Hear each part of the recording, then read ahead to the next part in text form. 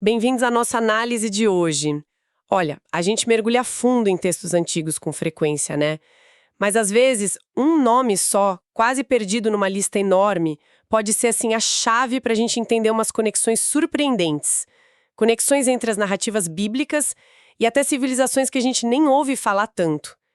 E hoje, essa chave é Tirás.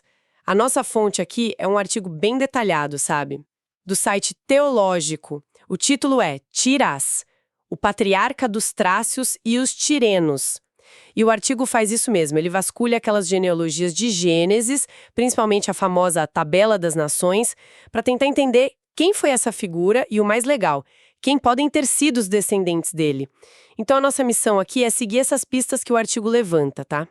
Identificar o Tirás ali no contexto bíblico, explorar essas ligações, que são fascinantes, às vezes meio polêmicas também, com povos como os trácios, os etruscos, e tentar decifrar o que a simples menção dele pode significar, assim, teologicamente falando. Vamos nessa.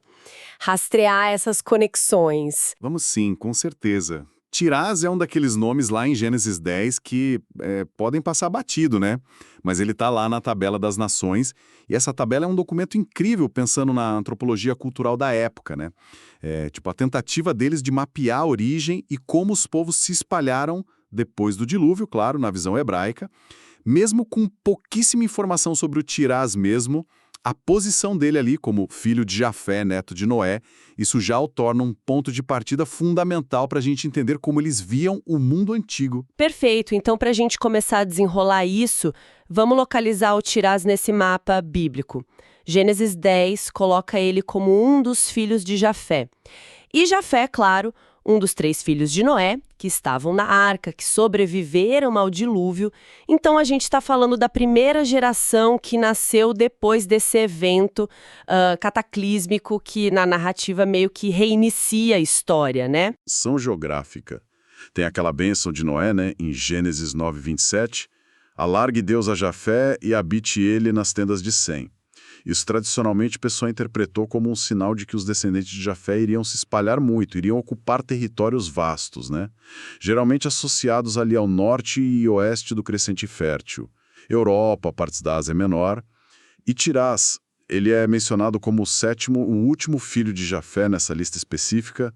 Isso já dá uma pista talvez sobre a estrutura que o autor queria dar, né? Talvez uma ideia de completude. E quem eram os irmãos do Tirás? Os outros filhos de Jafé que estão ali na lista. O artigo menciona eles, né? Imagino que saber quem são os vizinhos ajuda a gente a ter uma ideia do bairro onde o Tirás estaria nesse mapa. Exato, o contexto familiar, ou melhor, o contexto tribal ali é importante. A lista está em Gênesis 10, versículo 2, e se repete em 1 Crônicas 1:5. Inclui Gomer, Magog, Madai, Javã, Tubal e Meseque. Sem, esgotar cada um, né, como o artigo faz mais a fundo, mas a gente vê um padrão geográfico e cultural. Gomer, geralmente, ligado aos Cimérios, lá ao norte do Mar Negro. Magog, talvez os Citas, nas estepes. Madai, os Medos, lá pro lado do Irã antigo. Javã, esse é mais conhecido, né? Ligado aos povos gregos, os Jônios. E Tubal e Meseque, grupos da Anatólia, atual Turquia, que mexiam com metalurgia, comércio. Entendi.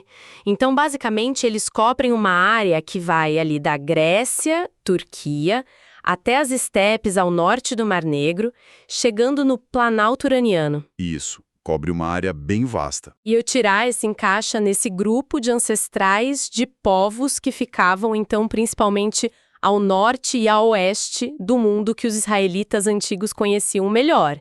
Isso já dá uma direção, né? Para onde procurar os descendentes. Com certeza. E a própria inclusão do Tirás, mesmo sendo o último ali da lista de Jafé, ela reforça o quão abrangente essa tabela das nações queria ser. Não é só uma árvore genealógica, sabe? É uma declaração sobre como o mundo estava organizado, na visão deles. Reflete o conhecimento que eles tinham e talvez as limitações também, né? Sobre as outras civilizações. Mas tem também essa visão teológica. Todos esses povos vêm de um plano divino depois do dilúvio. E Tirás, nesse esquema todo, talvez representasse um elo com povos mais periféricos, mais distantes do ponto de vista ali do Levante. Certo. Com essa base bem colocada, vamos então para o coração da investigação do artigo, as conexões históricas. Quem, afinal, poderiam ser os descendentes de Tiras?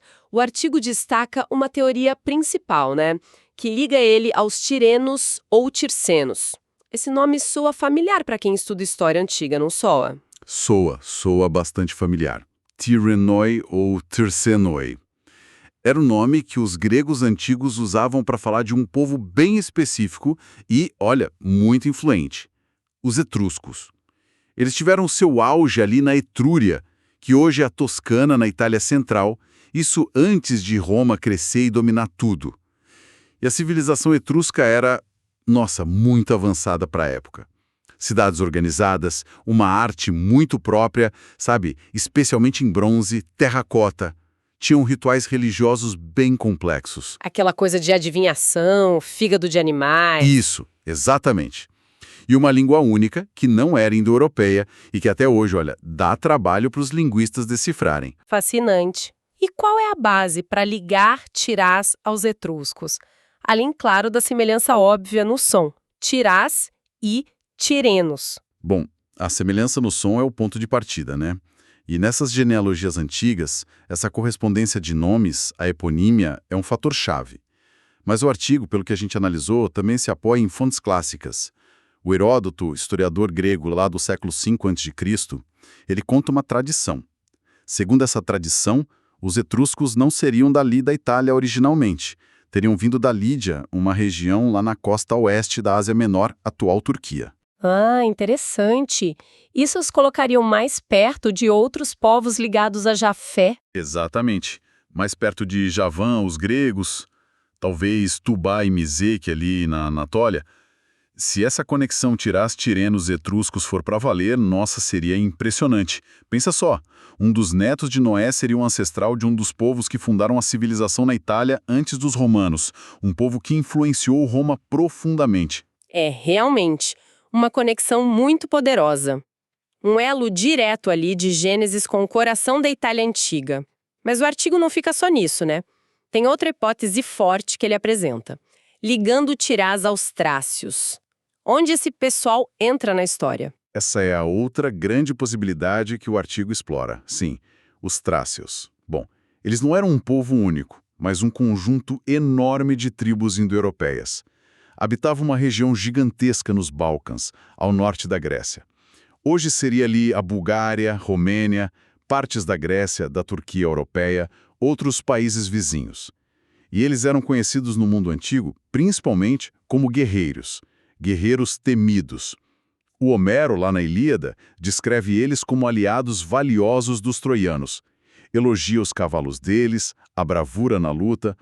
A cultura trácia também tinha suas coisas próprias, rituais religiosos diferentes. Alguns acham que o culto a Dionísio pode ter raízes trácias. E eram muito bons com metalurgia, ouro, prata. E o que sustenta a conexão deles com Tirás? A geografia parece que bate, né? Balcãs, perto da Anatólia, onde outros jafetitas teriam se assentado. Exato. A proximidade geográfica com a Anatólia e o Mar Negro é um argumento forte. E, de novo, a semelhança no som, Tirás e Trácios, em grego traques. Alguns estudiosos acham essa semelhança significativa. Se essa identificação for a correta, aí Tirás seria o pai de um dos grupos populacionais maiores e militarmente mais importantes da Europa Antiga. Um povo que teve muita interação com gregos, macedônios e depois com os romanos. A fonte que a gente está vendo parece dar um peso parecido para as duas teorias, sabe? Trácios e Tirenos, etruscos. Diz que são as mais plausíveis, com base no que se tem de evidência. Entendi. Então a gente fica com duas possibilidades principais, mas bem diferentes geograficamente. Etruscos na Itália, trácios nos Balcãs. O artigo dá alguma dica de qual seria mais provável ou como os estudiosos lidam com isso? Olha, geralmente esse debate acadêmico é bem complexo, né? E continua. O artigo deve refletir isso, apresentando os argumentos para cada lado. A conexão etrusca se apoia muito na tradição da migração da Lídia, lá do Heródoto, e no nome Tirenos. Já a conexão trácia se baseia mais na presença massiva deles nos Balcãs e na vizinhança com outros povos jaféticos. A grande dificuldade é que falta fonte direta, né? E a natureza dessas genealogias bíblicas, elas podiam ser mais fluidas, mais simbólicas do que um registro histórico como a gente pensa hoje. Então o artigo provavelmente conclui que as duas são hipóteses que têm seu valor, que são respeitáveis, e que estudiosos diferentes vão preferir uma ou outra, ou até sugerir que Tirás podia se referir a grupos diferentes em épocas diferentes. Entendo. É bem a natureza de lidar com fontes tão antigas, é um quebra-cabeça com muitas peças faltando. O artigo menciona rapidinho outras ideias também, né? Só para constar. Sim, o texto parece acenar para outras possibilidades, mas talvez com menos força. Fala de associações mais especulativas com alguns dos chamados povos do mar. Ah, aqueles grupos misteriosos que bagunçaram o Mediterrâneo lá para 1200 a.C. Esses mesmos, que causaram o colapso de várias civilizações da Idade do Bronze. Também tem sugestões de ligar Tirás com grupos menores ali na costa do Mar Egeu ou em ilhas próximas. Mas essas teorias geralmente não têm o mesmo peso de evidência nem linguística nem histórica que as conexões com etruscos e trácios têm. Acabam sendo mais conjecturais, sabe? Elas servem mais para mostrar como o debate é amplo e como é difícil cravar uma identidade única e definitiva para os descendentes de Tirás. Faz todo sentido. É um bom lembrete de que a gente está interpretando fragmentos de informação de milênios atrás. Agora, mudando um pouco o foco, saindo da história da geografia, qual é o significado de Tirás dentro da perspectiva teológica que o artigo apresenta? Por que ele está ali, afinal, naquela lista de Gênesis 10? Olha, a presença de Tirás e de toda a tabela das nações, na verdade, tem um peso teológico bem grande. Primeiro, como a gente já falou, ela meio que sublinha a soberania de Deus sobre todas as nações. Não só sobre Israel, né? Mesmo Israel sendo o povo escolhido que domina o resto da narrativa, ao listar os pais de povos distantes, como os etruscos ou trácios, se a gente aceita essas ligações, a tabela está mostrando que, para quem escreveu, Deus é quem organiza toda a humanidade e toda a dispersão pelo mundo. Ah, como Paulo fala depois em Atenas, né? Sobre Deus ter determinado os tempos e os limites da habitação dos povos. Exatamente. Atos 17, 26. É essa mesma ideia. Ou seja, mesmo os povos mais distantes, os pagãos, na visão deles, estariam dentro do plano e do conhecimento de Deus. E o segundo ponto, como ele é descendente de Jafé, Tirás participa daquela bênção de expansão, de prosperidade, alargue Deus a Jafé. Mesmo que a gente não saiba nada da vida dele, nem dos descendentes diretos na Bíblia, só o fato dele estar ali sugere que eles tiveram um papel nesse desenrolar da história humana depois do dilúvio, tudo conforme o plano divino. A diversidade toda de povos, de culturas, representada por figuras como Tirás e os irmãos dele, não é vista como um acidente. É parte do jeito como Deus teria estruturado o mundo de novo. Ele representa, assim, a amplitude do olhar de Deus sobre essa tapeçaria das nações. Isso dá uma profundidade muito maior para essa lista que, à primeira vista, podia parecer só um registro genealógico meio seco, né? E sobre o nome Tirás, o nome em si, em hebraico, Tirás. O artigo fala da etimologia, tem algum significado escondido ali? O artigo até aborda, sim, a questão da etimologia, mas com bastante cautela, como é normal nesses casos. A origem e o significado exato do nome Tirás são incertos. Fizeram algumas tentativas de conectar com raízes hebraicas ou semíticas que poderiam significar algo como desejo, possessão, herança ou até mosto, tipo vinho novo. Mas a fonte deixa claro que não tem consenso nenhum entre os estudiosos sobre isso. É mais especulação linguística mesmo.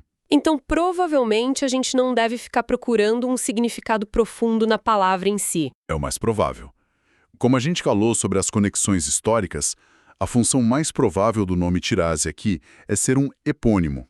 Ou seja, Tirás é o ancestral fundador que dá o nome a um povo ou a uma região, os tirenos, etruscos ou os trácios. Nesse tipo de literatura antiga, isso é muito, muito comum, explicar a origem de um povo a partir de um ancestral com nome parecido. Então, a importância do nome está mais em ser esse marcador, essa etiqueta que liga a figura bíblica a um grupo étnico específico naquele mapa de Gênesis 10, do que no significado próprio da palavra hebraica.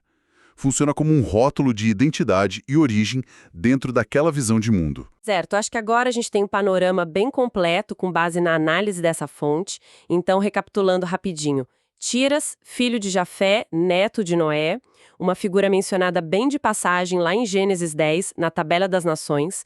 A importância dele não está nos detalhes da vida, que a Bíblia nem conta, mas nessas conexões que ele abre para a gente. E o artigo que a gente explorou aponta principalmente para duas possibilidades fortes para os descendentes dele. Os etruscos, aquele povo pré-romano da Itália, pelo nome grego Tirenos, e os trácios, o povo guerreiro dos Balcãs. Exatamente isso. E, teologicamente, a presença do Tirás ali naquela genealogia reforça a visão bíblica de que Deus é soberano sobre todas as nações e reforça a ideia de uma origem comum, organizada, para toda a diversidade humana depois do dilúvio.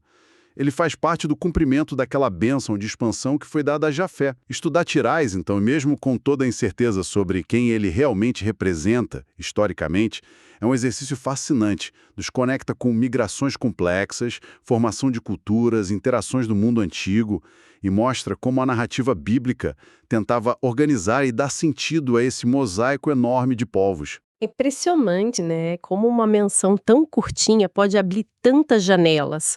Janelas para a história e para a forma como os antigos enxergavam o mundo deles. E isso leva a gente para uma reflexão final, para quem está nos acompanhando. Se a gente considerar essas pontes que o artigo propõe entre um nome lá em Gênesis e civilizações como a etrusca ou a trácia, que tiveram papéis tão centrais na formação da Europa, como isso desafia a nossa percepção sobre as fronteiras culturais no mundo antigo?